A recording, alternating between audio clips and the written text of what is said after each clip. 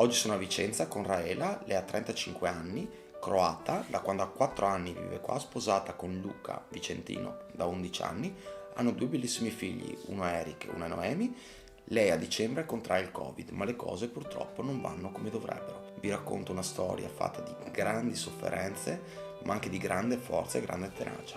Comincia tutto un giorno al lavoro, novembre dell'anno scorso, Del 2020. sì, 2020. Accusavo un forte dolore alla spalla destra.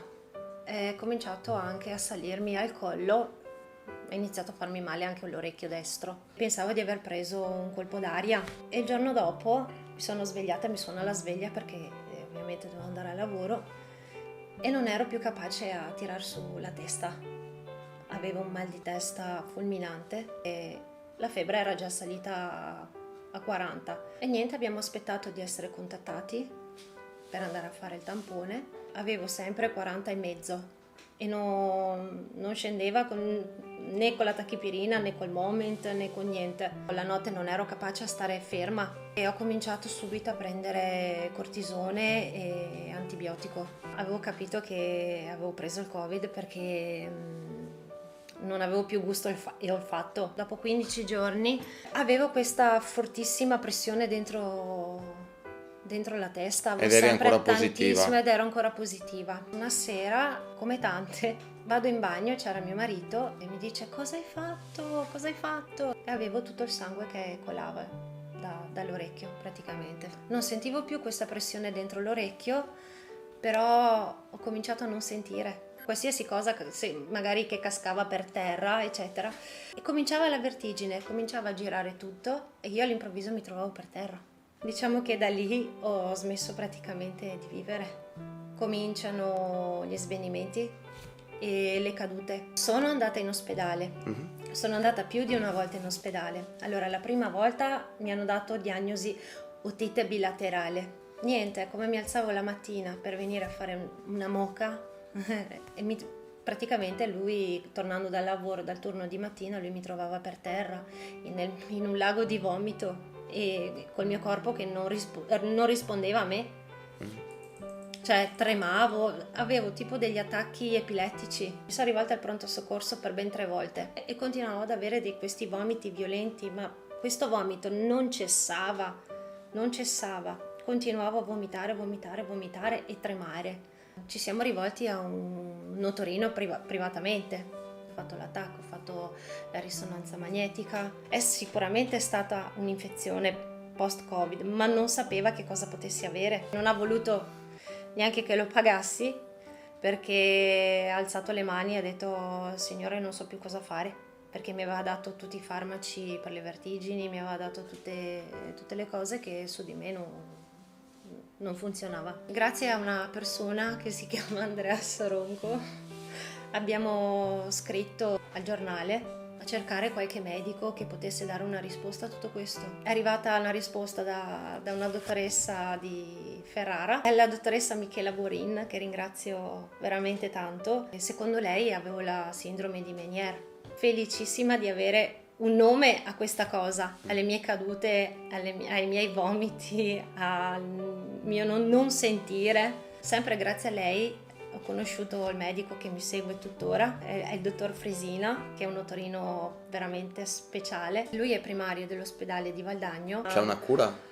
No, nel mio caso sta diventando severa e l'udito lo sto perdendo anche a sinistra, non solo a destra ma anche a sinistra. Praticamente la Meniere è un senso di pienezza, di orecchie ovattate, di orecchie tappate, come se tu fossi sempre sott'acqua. Poi gli acufeni sono i fischi che tu senti anche quando dormi, durante la notte. Quindi tu continui a sentire fischi? Continuo a sentire fischi, non hai voglia di niente, solo di vomitare.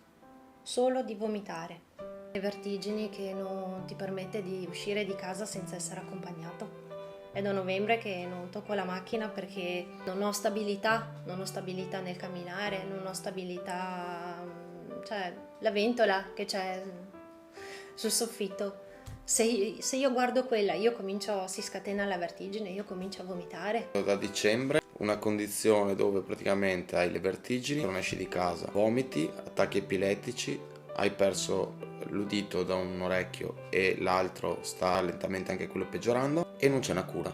No, io lavoravo in fabbrica, mi occupavo di Fabbrica che faceva musica. cosa? Ah, di musica. Sì, Il tuo datore di lavoro comunque ti aiuta, tira avanti fino a marzo praticamente il contratto, pur se tu non vai al lavoro, poi purtroppo perdi il lavoro, vai in disoccupazione e la disoccupazione ti finisce a luglio adesso, sì, con una malattia non riconosciuta. molta, soprattutto quella di dover dipendere dagli altri, da mio marito per essere accompagnata da qualche parte, dover chiedere a qualcuno di andare al posto mio al supermercato, dover impegnare mia figlia.